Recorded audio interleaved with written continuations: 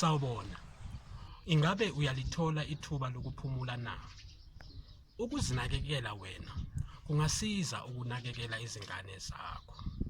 Zama lo msebenzi wokukhokha umoya uphumule. Uma unesikhashana wedwa noma imizuzwana nje, thola indawo lapho uzohlala phansi uzizwe ukhululekile. Izinyawo zakho zizinze phansi. Izandla zakho zithole ukuphumula. Uma uzizwa ukhululekile, ungavala amehlo.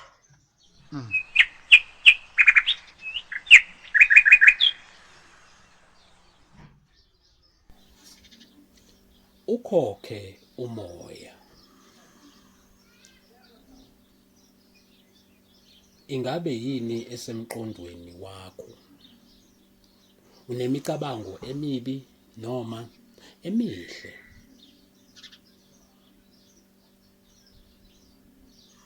Uzizwa unjani emoyeni wakho? Uzizwa ujabulile noma unemizwa edabukisayo? Noma uthukuthele okanye umoya wakho uphansi? Noma umoya wakho udidekile nje? Hlale wazi konke kulungile. Qaphela indlela okhokha ngayo umoya noma udedela.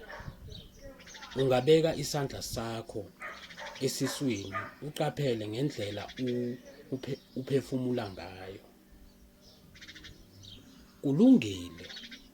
Ungakusho kuwe lokho noma ngabe yini kulungile. Manje qaphela ukuthi umzimba wakho uzizwa kanjani.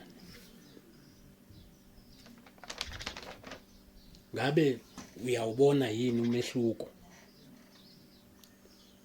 Uma usulungile, thatha nje isikhathi sakho uvule amehlo akho.